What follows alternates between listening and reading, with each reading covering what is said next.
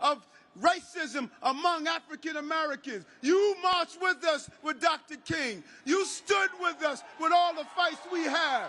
And I'm saying we're going to stand with you and stay united together. And we don't have to be all right. We should be angry at what we saw. Thank you, Israel.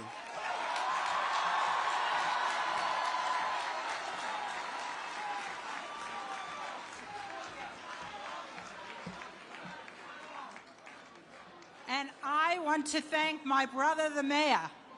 He really stands with Israel, came with us to Israel, was steadfast, and we can't thank him enough. And in addition to the mayor, we have our incredible Attorney General, Tish James.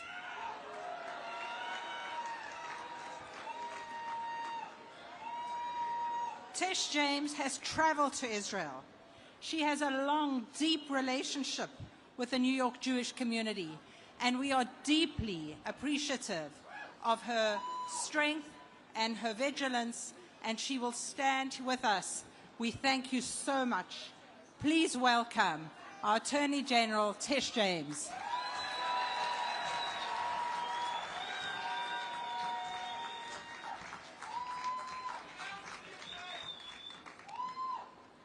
Israel will not be destroyed.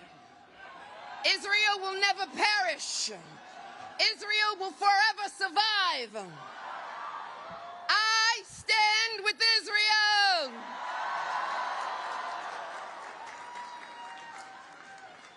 What the world witnessed this weekend was the most horrific terrorist attack against the Jewish people carried out by a terrorist organization. And that organization must be destroyed because it does not represent the interest of any people. This was an attempted genocide. And therefore we come together in sheer horror over what happened in Israel. All of us, people of all religions and all ethnicities, who have come together to hold up our Jewish and Israeli families and friends. And as someone who represented in the city council Crown Heights for 10 years and kept them safe, I will continue to keep the Jewish community safe now all throughout the state of New York. And my message is clear. You are not alone. I stand here as a living testament to the fact that terror and hate will never, ever win. Children and mothers and seniors and Holocaust survivors murdered, taken from their homes, held by hostage by monsters, young people celebrating the joys, dancing in the streets, spreading peace, raped, murdered, and then paraded around in the streets in the most barbaric ways. The death toll mounts against the slaughter. Members of the military and paramedics killed while trying to protect innocent people and their country.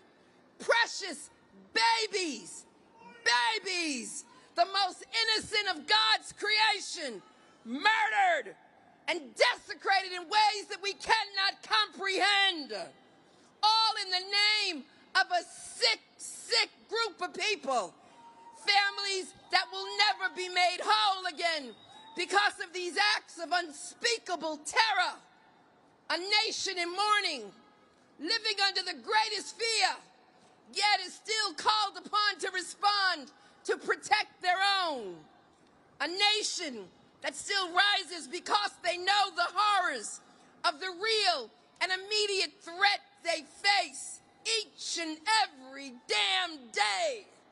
This is the story of the Jewish people, resilient in the face of the most trying of circumstances. And tonight, we are here together to denounce the hate and violence and the terrorism. Israel's 9/11 that we will never forget and will never, ever happen again.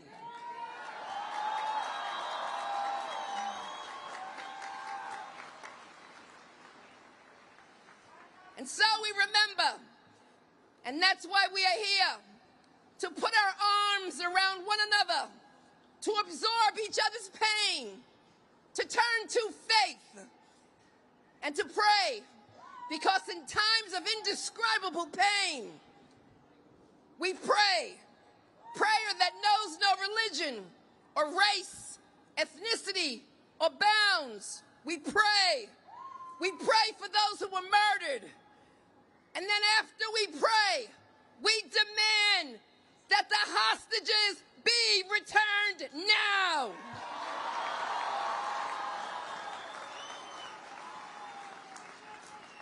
Hostages that are still enduring unspeakable fear and danger. We pray for their safe return. And know, my Jewish brothers and sisters, know that God will be with you. He will never leave you, never forsake you. Do not be afraid and do not be discouraged. Hold on to hope, and may God be with Israel now and forever as we stand with Israel and we pray for peace. God bless you and thank you.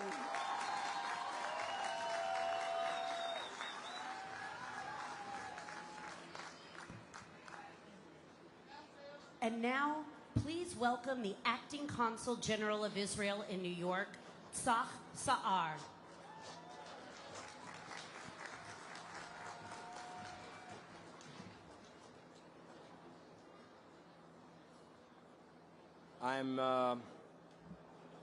I'm still heartbroken. I just met Orna and Ronen here, parents to Omer, that is currently kept in Gaza. And they do not know where is he, how is he feeling, if he is alive. I'm heartbroken because my homeland is under a brutal attack. We are fighting for our very existence. And my homeland is your closest ally in the Middle East and beyond. This same land holds profound spiritual significance for a vast Jewish community in America. This Saturday morning, during Simchat Torah, Shmini Atzeret, a day symbolizing joy in the Jewish calendar, Palestinian terrorists from Hamas launched a horrifying assault on Israeli civilians and soldiers, committing a massacre. The scale of this cruelty is unparalleled. They claimed the lives of over 1,000 individuals, wounded thousands, and abducted more than 100. Among the victims were Jews and non-Jews, Israelis, Americans, and other nationalities. From civilian to soldiers, from young to the elderly, the horrors committed are beyond words. Children were murdered. Women were assaulted and then taken to the Gaza Strip. Elderly individuals at bus stops were showered with bullets, and others were set on fire.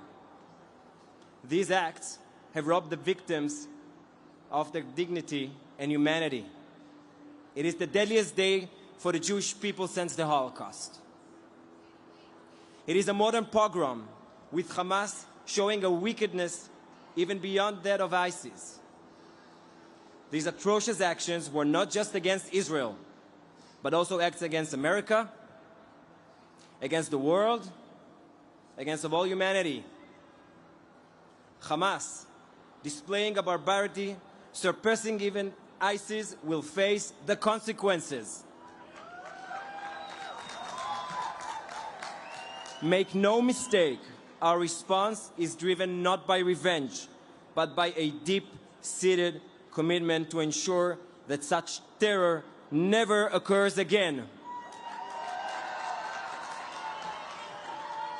Israel is ready to act decisively against Hamas, aiming to diminish their capacity and motivation for future unspeakable acts. This includes their ability to launch thousands of missiles at Israel. Their enhanced capabilities have been fostered by no other by Iran, a regime notorious for its destabilizing actions across the Middle East. Through funding, armament, training, and strategic oversight, they have empowered this massacre. It's evident that Tehran had a hand in these recent events and is fueling tensions in Lebanon and Syria, aiming for a broader conflict against Israel. Their ambitions will be thwarted.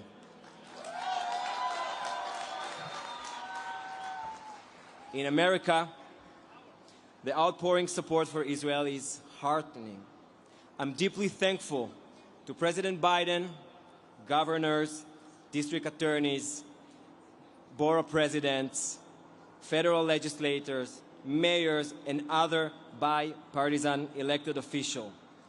Their aid, also military, provided by the U.S., fortifies our defense and strengthens our resolve. Nevertheless, the sight of buildings illuminated in blue and white, along with raising our flags, underscores that we are on the right and the same side of history.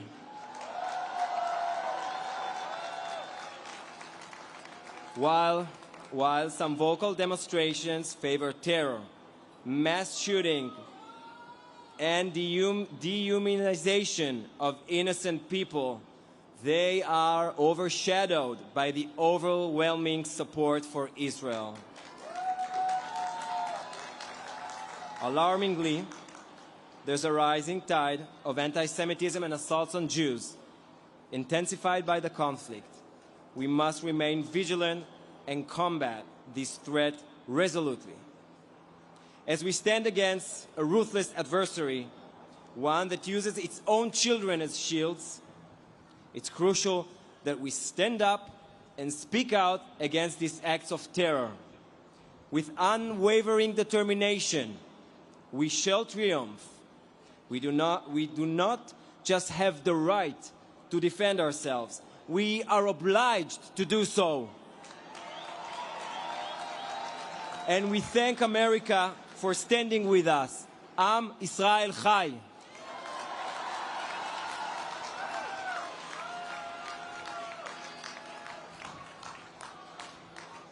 So, right now, I'd like to call up Kai Friedman and Noah Kolb, who will share stories of loved ones who are being held captive or have been lost. And after them, the speakers are Orna and Ronen, parents of Omer.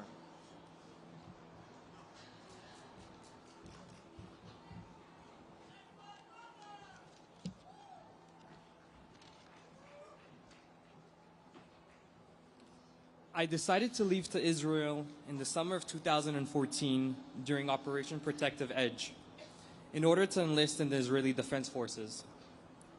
Not knowing a word of Hebrew, plus never visiting and having no immediate family there, made the decision to go a little bit difficult. Thanks to the local community center in southern Brooklyn, the Kings Bay Y, I was prepared to help Israelis in high school before their army service prepare for their exams, their English exams. The Y, with its strong connections to Israel, helped build me an experience that would change my life. I lived in a small village just 20 miles from Gaza called Gan Yavne. During my time in Gan Yavne, I met fellow teens right before their army draft. We would laugh, speak about American culture, and train since we all wanted to draft to combat units within the IDF. There, I first met Omer, but everyone called him by his last name, Gavra. He inspired me from the first time we met. He always chose to do the right thing. He would pick up garbage anywhere he walked, everywhere he saw it. I asked him once, why do you go out of your way to pick up garbage and at times hold it until you saw a garbage bin to throw it out? He told me, because it's the right thing to do. Why not? After rigorous training, always supporting and pushing each other to get better, we both drafted to the Paratrooper Brigade, and later Omer entered into an elite unit called Maglan. As a lone soldier, having no immediate family in Israel, I ended up living with Gavra and his family. Gavra and I would see each other on base, and it would help seeing a friendly face when trainings got challenging. Towards the ending of my service, I met an Israeli girl, and we had an amazing connection from the second we met. I remember speaking to Omer and saying to him, she's agreed to go out with me, even though all the time I was barely home due to where my unit was stationed, and I liked her a lot. But I don't know where to take her out. I don't want to take her to a typical restaurant date. Omer smiled and said, bro, I'll show you the best spot to take her. He showed me the spot overlooking an orange orchard in Gan Yavne, where we watched the sunset. Fast forward, Michal and I got married 10 months ago, and we planned this trip to New York City to visit family and friends during the holidays. We woke up this past Saturday to phone calls and hundreds of messages, all from friends and family in Israel. Our first thoughts were the most obvious: we have to get back. We quickly realized we probably won't be able to get back as soon as we want because of the skirmishes, the surprise attack, and rocket attacks throughout Israel. Gavra got a call on Saturday and rushed to the southern villages very close to Gaza. On his way, he saw a truck with a mounted machine gun shooting at cars on the highway. Without thinking about his own safety, he engaged in a shootout with the truck, full of Hamas terrorists, and was killed. That's Gavra. Like many heroes, he was driven by strong values and never thought about himself, always others. Gavra and I heard a quote from a high-ranking officer, and it has stuck with me ever since. The echoes of our acts are stronger than the sound of our vocals. The world can manipulate, tell tales, report what they choose to report, but the truth will prevail. We will remain who we are. We must remain together. We will always aim to do what is right. We'll never lower ourselves to our enemy's standards, and Bezrat Hashem, we will succeed. Am Yisrael Chai.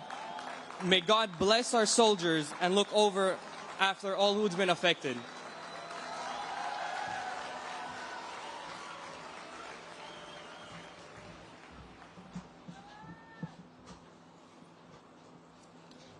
Daron Asher-Katz and her two little girls, Raz age 4.5 and Aviv age 2.5, were kidnapped by Hamas and brought into Gaza on Saturday morning during the brutal massacre. They were visiting Daron's mother at kibbutz near Oz, where Daron was born and raised. Daron's husbands and the girl's dad, Yoni, spoke with them a few times early that morning following the outbreak. Daron sent him a picture of the girls seated by the table, a little table at the shelter, eating breakfast on small plastic plates. At 10:30, on what would be their last call, Daron said that she was scared. She whispered to Yoni that the terrorists entered the home.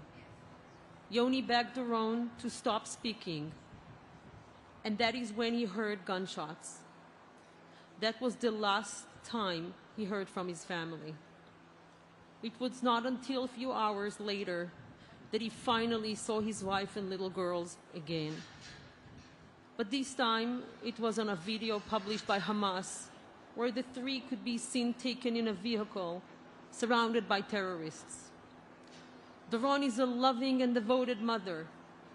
She is a generous and smart person who has a successful career as a CPA at a large Israeli company.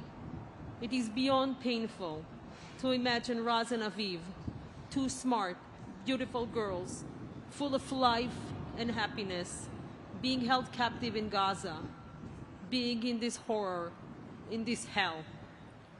Daron, Raz, and Aviv are only 3 of over 100 Israeli civilians, babies, young children, elderly, among them Holocaust survivors, who were kidnapped to Gaza. I'll mention a few of them.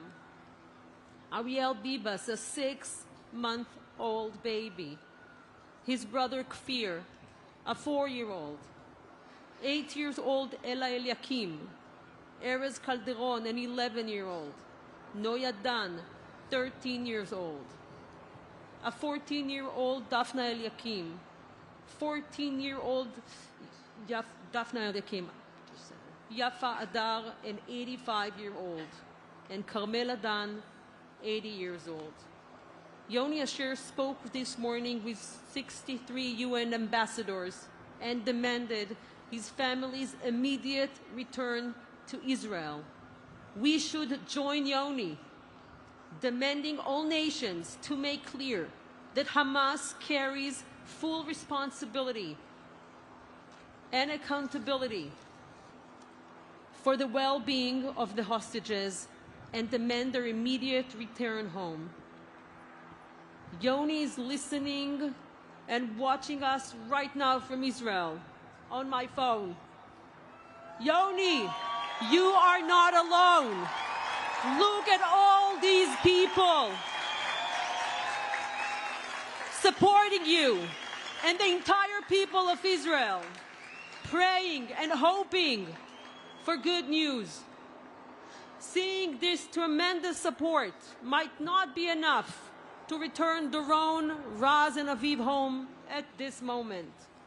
But we hope it gives you, Yoni, and others the strength to keep going, to continue fighting, and to prevail, like Israel and its people always have and always will.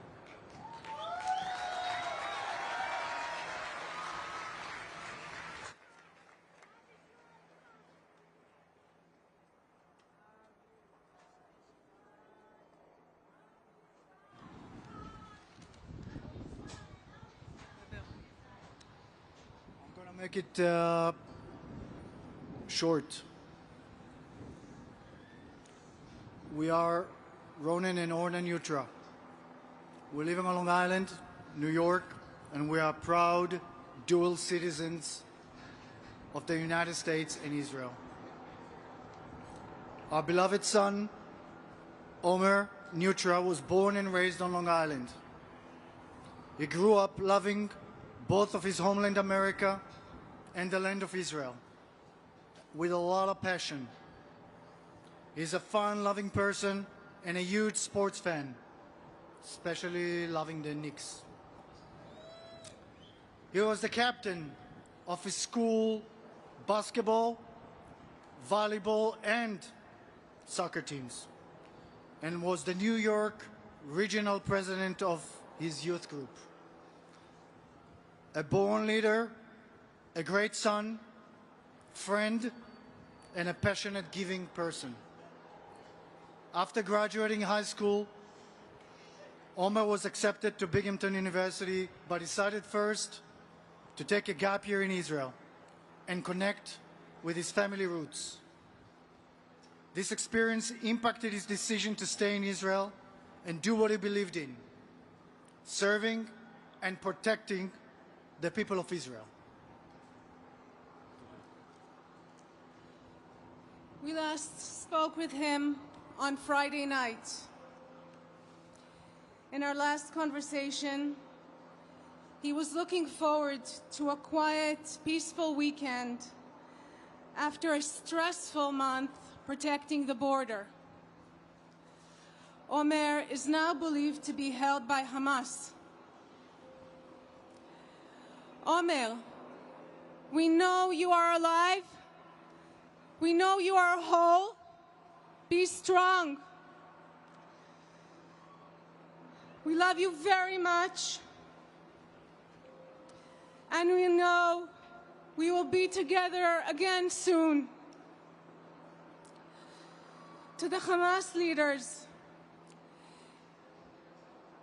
we ask that you will continue to treat Omer and all of the hostages in a humanitarian way in accordance with international law.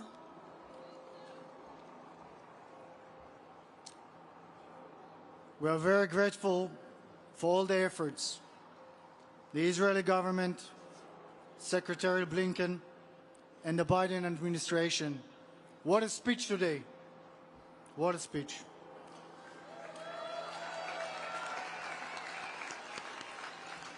Senator Schumer and Gillibrand, Governor Hochul, Mayor Adams, and so many other people that care, and appealing to you, all of those people, to do everything, and we mean everything, within your power to ensure the secure, safe release of Omer and all the other hostages. Omer, look at the love and support. We love you, and we are just looking forward to bring you back home. Thank you, everybody, for your support and love. Thank you. Thank you, everyone.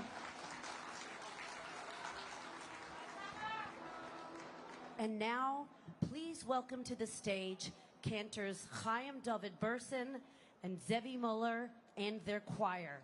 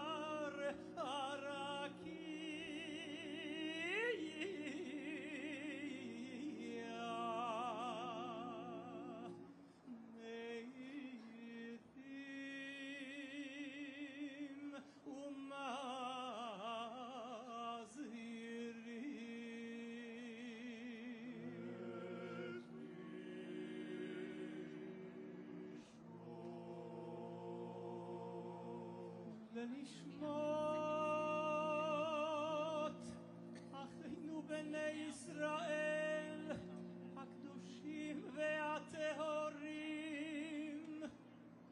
אנשים ונשים, ילדים וילדות, חיילי צבא ההגנה לישראל ואנשי כוחות הביטחון שנהרגו, שנטבחו, שנרצחו בידי מחבלים ארורים, צוררי ימינו, יימח שמם וזכרם, ומסרו נפשם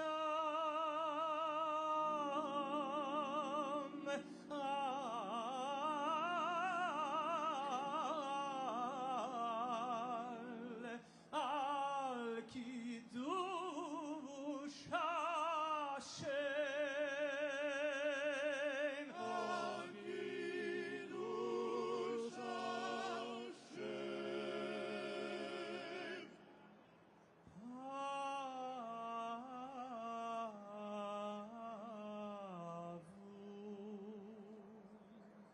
שאנחנו מתפללים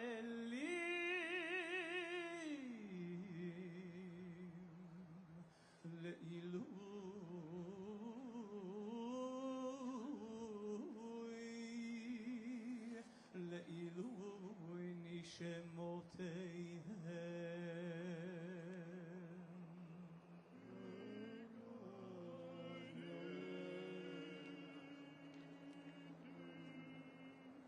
בגאווה